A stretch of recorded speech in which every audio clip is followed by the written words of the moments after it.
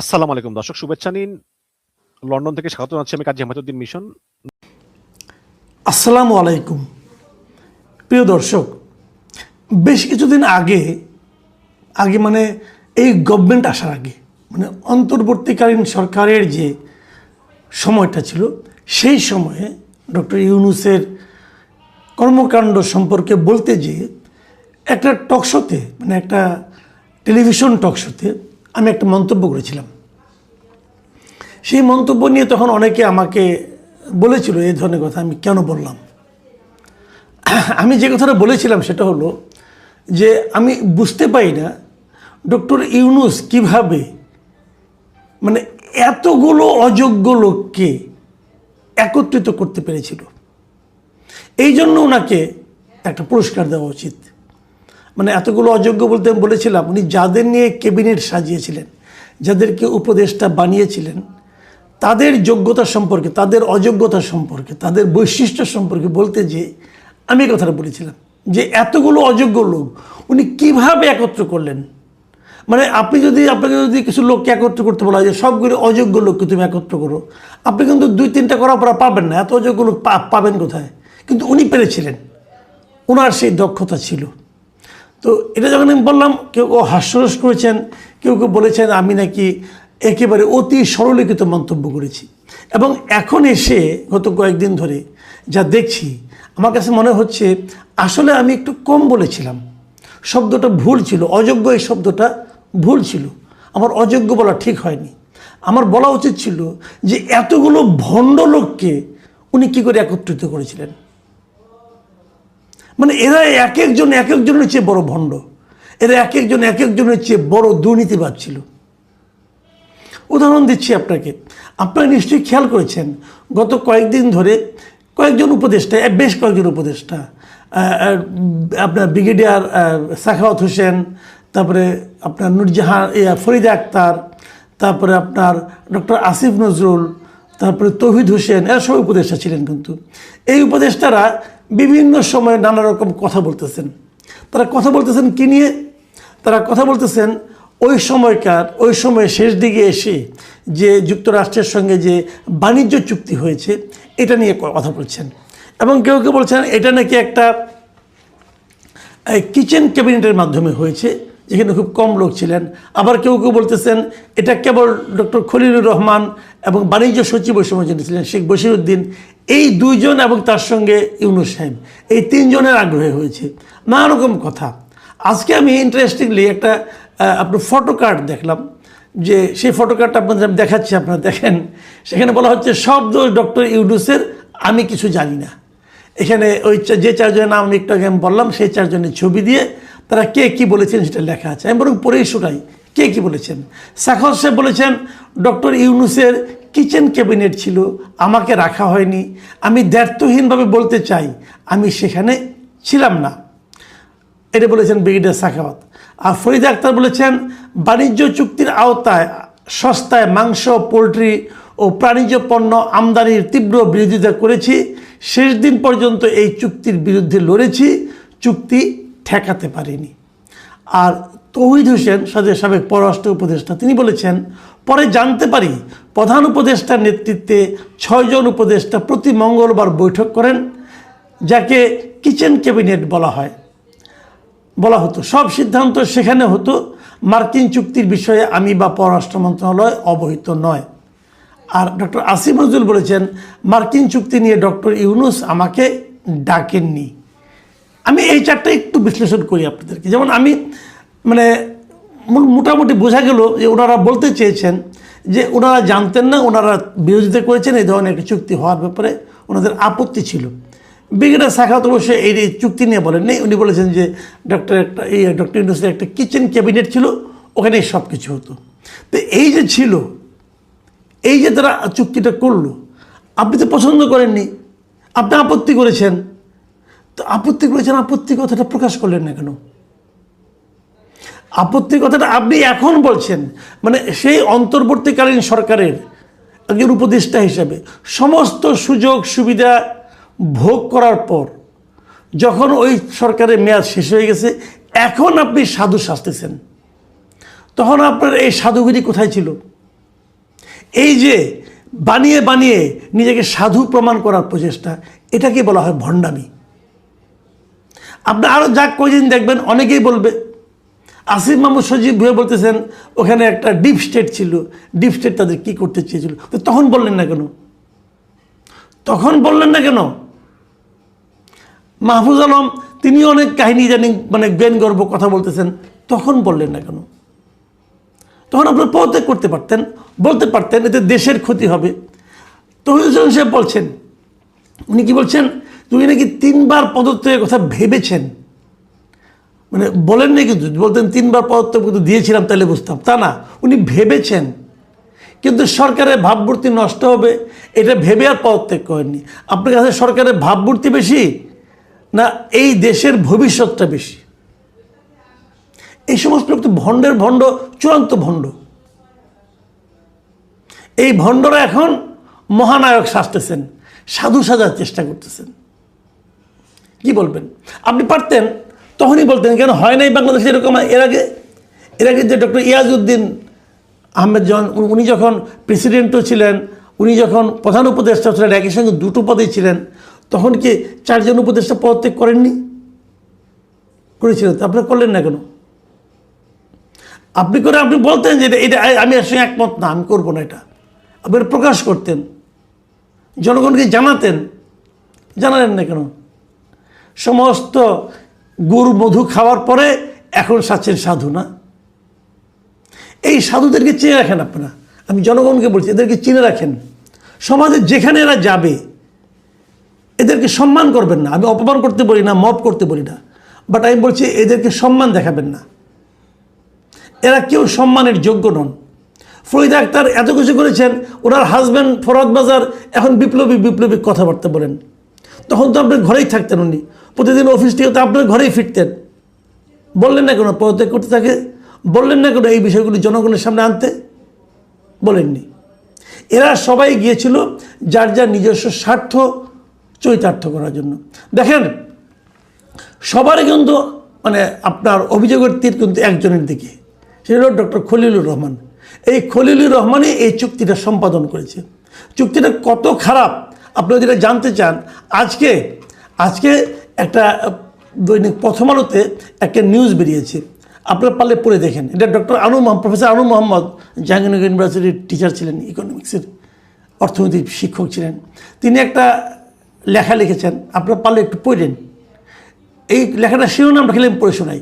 শিরোনামটা হলো, যুক্তরাষ্ট্রের সঙ্গে এমন চুক্তি করার মতো দেশ খুঁজে পাওয়া কঠিন।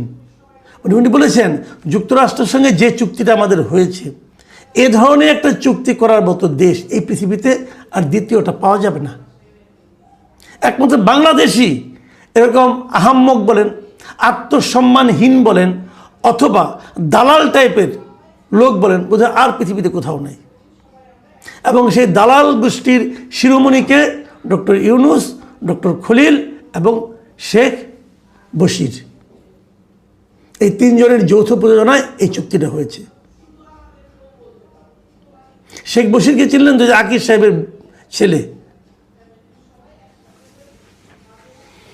তো এরা হলেন গিয়া আমাদের দেশটাকে এত অপমান করার জন্য, এত গোলামির নাক পাশে আবদ্ধ করার জন্য নটের গুরু।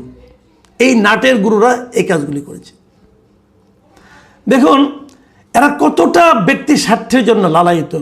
এই যে ডক্টর খলিল, একে আবার কোন বিবেচনায় এই সরকারের পররাষ্ট্রমন্ত্রী বানাইছে এখন আমি জানি না।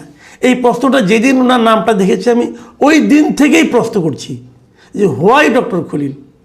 আমি শেষ পর্যন্ত নিজের থেকেই একটা সিদ্ধান্তে উপনীত হয়েছি, সেটা হলো হয়তো এই খলিল এই সরকারকে এক ধরনের জুজুর ভয় দেখিয়ে রেখেছে। হয়তো আমেরিকা খলিলকে এখানে ঢুকিয়ে দিয়েছে, বপন করেছে যে খলিলকে রাখতে হবে, নাহলে আমরা তোমাদেরকে কিন্তু ক্ষতি করব। আমেরিকার ভয়ে এক একজনের হাত পা কাঁপাকাঁপি করতেছে এই সরকারের। এত ভীতু সরকার দিয়ে আমরা কী করবো এটা আমি বুঝি না। ডক্টর খলিল এখানে আছেন এবং এটাও শোনা যাচ্ছে আমেরিকা নাকি এমন ভয় দেখাচ্ছে যে ডক্টর ইউনূসকে নাকি কোনো একটা পদে বসাতে হবে, সেটা রাষ্ট্রপতি হলে নাকি ভালো হয়। শোনা কথা জানি না এখন পর্যন্ত। এখন ডক্টর খলিল কি করছেন? আমি ওনার সম্পর্কে একটু বলি, তাহলে বুঝবেন আপনারা। এই লোক প্রথমে কথা উঠেছিল সে বাংলাদেশের নাগরিক কিনা, তারপরে সে দাবি করলো না আমার আমেরিকার নাগরিকত্ব নেই বাংলাদেশ ছাড়া। আমার প্রশ্ন হলো, আপনি 24-25 বছর যে আমেরিকায় ছিলেন, কীভাবে ছিলেন ভাই? আপনি কোন প্রক্রিয়ায় ছিলেন? আপনি অবৈধ হিসেবে ছিলেন? তার মানে আমেরিকায় আপনার থাকার ব্যবস্থা আছে, আপনি যে কোনো সময় চাইলেই আমেরিকায় গিয়ে থাকতে পারবেন, আপনার গ্রিন কার্ড আছে, অত অন্য কিছু আছে। তো যে লোকের বিদেশে থাকার ব্যবস্থা আছে সেই লোককে দেশের মন্ত্রী বানানো হয় কোন বিবেচনায়? এটাও আমি বুঝি না। আমি কিন্তু শুরুর থেকেই বলে আসছি যে দ্বৈত নাগরিকত্ব যাদের আছে এবং যাদের বিদেশে বৈধভাবে থাকার সুবিধা আছে তাকে দেশের কোনো নীতি নির্ধারণী পদে রাখা উচিত না। এটা আমি একদম শুরুর থেকে বলে আসছি, উচিত না। এদেরকে আপনি বিপদের সময় কাউকে পাবেন না। এই আশিক চৌধুরী একজন বিডার চেয়ারম্যান বানিয়ে রাখছেন, সে তো যুক্তরাজ্যের নাগরিক রে ভাই। একটা বিদেশি নাগরিককে আপনি আমাদের এখানে বানিয়ে রাখছেন কেন? সে কি বিদেশি বিনিয়োগ এ পর্যন্ত আনতে পারছে? কি আনতে পারছে দেখাক না। তাকে এনে এখনো পালতেছেন। অন্তর্বর্তীকালীন সরকারের বপন করে দেওয়া বৃক্ষ বড় হচ্ছে। ডক্টর খলিল দেখেন কি করছে। এর মধ্যে আজকে একটা যে টাইমস অফ বাংলাদেশ নামক একটা পত্রিকা, ওদের এখানে পড়লাম একটা নিউজ যে উনি নাকি 1 বছরের জন্য একটা ছুটির চিন্তা করতেছেন। 1 বছরের ছুটি নেবেন। এটা কীভাবে? এই যে আসছে 2 তারিখে জাতিসংঘের সাধারণ পরিষদের সভাপতি নির্বাচিত হবে। এই নির্বাচনটা প্রতি বছর হয়, যখন হয় তখন একটা নির্দিষ্ট এলাকার এরিয়া হইয়া হয়। যেমন এইবার এই এশিয়া অঞ্চলে থেকে একজন করা হবে। এই জন্য এই পদের জন্য 2 জন প্রার্থী আছে, একজন হলো সাইপ্রাসের, একজন হলো বাংলাদেশের। বাংলাদেশ থেকে প্রার্থী করা হয়েছে পররাষ্ট্রমন্ত্রী খলিলুর রহমানকে। এখন সাধারণ পরিষদের এই যে পদটা, সভাপতির পদটা, এটা কিন্তু অনেকে সার্বক্ষণিকও হয়, অনেকে খণ্ডকালীনও করে। মানে উনি পররাষ্ট্রমন্ত্রীর দায়িত্ব পালন করবেন, আবার যখন অধিবেশন হবে তখন ওখানে যাবেন, এরকম হয়। উনি নাকি 1 বছরের জন্য ওখানে পূর্ণ স্থায়ীভাবে থাকতে চান, ওখানে থাকবেন। তার মানে এই সময়টা উনি এখান থেকে ছুটি নিয়ে যাবেন অথবা নিয়ে যাবেন। কি বলবো, আমার হাসি উঠে। মানে উনি গাছেরটাও খাবেন, তলারটাও করাবেন, এবং আমাদের সরকার সেটা হাসির মুখে মেনেও নেবেন বলে ধারণা করা হচ্ছে। আর এই নির্বাচনে সাইপ্রাস যারা মেম্বার দেশ তারাই কিন্তু এটা ভোট দেয়, এবং এটাতে আমাদের বিজয়ের সম্ভাবনা একটু আছে। এই কারণে সাইপ্রাসের প্রার্থী আমাদের মতো অতটা তৎপর হতো না, কারণ আমাদের প্রার্থী যিনি আছেন খলিলুর রহমান, উনি কিন্তু সরকারি টাকায় দুনিয়ার বিভিন্ন দেশে ঘুরে বেড়াচ্ছেন নিজের এই পদে নির্বাচনে যাতে ভোট পান তার তদবির করার জন্য, তার প্রচার করার জন্য। ধরা যাক ভোটে উনি জিতলেন, এই যে জিতলেন এতে আমার লাভ কি? আমার দেশের লাভ কি? ঠিক আছে, কূটনৈতিকভাবে আমরা বলতে পারবো যে সাধারণ পরিষদের চেয়ারম্যান হয়েছি আমি। আরে ভাই, সাধারণ পরিষদের চেয়ারম্যান গত বছর কে ছিল আপনি জানেন? আমি দর্শক আপনাকে বলছি, জানেন আপনি? তার আগের বছর কে ছিল আপনি জানেন? তার আগের বছর কে ছিল জানেন? সাধারণ পরিষদের চেয়ারম্যান হলেই কি না হলেই কি, এতে আহামরি কিছু হয় না। কিন্তু এটা হওয়ার জন্য বিভিন্ন দেশে ডক্টর খলিল যে এখন ঘুরে বেড়াচ্ছেন, এক দেশ থেকে আরেক দেশ, আরেক দেশ থেকে আরেক দেশ ভোট প্রার্থনার জন্য, কার টাকায় ঘুরছেন? ওনার ব্যক্তিগত টাকায় না দেশের টাকায়? দেশের টাকায় উনি ঘুরছেন। উনি টাকাটা দেশ ওনাকে টাকাটা কেন ওনার জন্য ব্যয় করছে? আমরা তা এটা তো আমাদের টাকা। আমার এখানে 1 টাকা হলেও আছে, অথবা 1 পয়সা হলেও আছে, আমি তো 1 পয়সার দাবি ছাড়বো না। কেন? আমরা কেন অর্থ দিয়ে একটা লোকের ব্যক্তিগত প্রাপ্তি অপ্রাপ্তির পেছনে ব্যয় করছি? একই কাজ করছিল ডক্টর ইউনূস। কি একটা নাম না জানা পুরস্কার, যে পুরস্কারের কোনো বাপ মা নাই, ওরকম একটা পুরস্কার নেওয়ার জন্য লন্ডনে বিশাল লট বহন নিয়ে চলে গেছিল। আমাদের টাকা উনি যে কক্ষে থাকতেন, ডক্টর ইউনূস নিজে যে রুমটায় ছিলেন একটা হোটেলের, সেই রুমের ভাড়া ছিল 10 লক্ষ টাকা প্রতি রাতে, একটা রুমের ভাড়া। তো ভাবুন একবার, মানে আমার টাকা কিভাবে এই সমস্ত চোরটারা খায়, আপনার টাকা কিভাবে এরকম ভণ্ডরা খায়, আপনার টাকা কিভাবে এরকম বাটপাররা অপচয় করে। কেউ কিছু বলবেন না? আমি সরকারের আচরণে হতাশ হয়ে যাচ্ছি। সরকার কেন এই সমস্তকে অনুমোদন দিচ্ছি, কেন এই সমস্ত আশকারা দিচ্ছি, কেন ডক্টর খলিলকে এইভাবে সরকারের টাকা খরচ করে তার নির্বাচনী প্রচারণার জন্য ব্যয় করতে দিচ্ছি? কেন? আবার তাকে 1 বছরের ছুটিও দেওয়া হবে, তারপরে ওটা শেষ করে এসে উনি আবার পররাষ্ট্রমন্ত্রীর দায়িত্ব নেবেন। কেন? উনি ছাড়া আর লোক নাই। ওনাকে নিয়ে সরকারের কী লাভ হচ্ছে? বরঞ্চ আপনি নির্বাচনটাকে ওনাকে নেওয়ার মাধ্যমে আপনি প্রশ্নবিদ্ধ করে দিয়েছেন। আপনাদের এই বিশাল বিজয় সেটাকে প্রশ্নবিদ্ধ করে দিয়েছেন। কেন করছেন এসব? আর তার কাছ থেকে আমরা কী পেলাম? পেলাম একটা বিশাল গোলামি চুক্তি, যে চুক্তির কারণে আমাদের অর্থনীতি, আমাদের কৃষিখাত, আমাদের ঔষধ শিল্প সব ধ্বংস হয়ে যাবে প্রায়। কেউ বোঝারও চেষ্টা করছে না এটা কেন হচ্ছে। একজন ইন্ডিপেন্ডেন্ট এক্সপার্টকে আপনি দেখান যা নাকি এই চুক্তির প্রশংসা করছে, এই চুক্তিকে ভালো বলছে। একমাত্র বলেছিল ঢাকায় নিযুক্ত মার্কিন রাষ্ট্রদূত, এবং সে বিশাল লেখা লিখছিল, সেটার প্রতিবাদ আজকে আলু মোহাম্মদ তাকে একদম মোটামুটি ধুয়ে দিছে। ওটাকে পড়ে দেখেন। প্রিয় দর্শক, এটা নিয়ে বললে আরও অনেক বলা যাবে, সামনের সময় আছে আরও বলবো। এখন এই পর্যন্তই। আল্লাহ হাফেজ।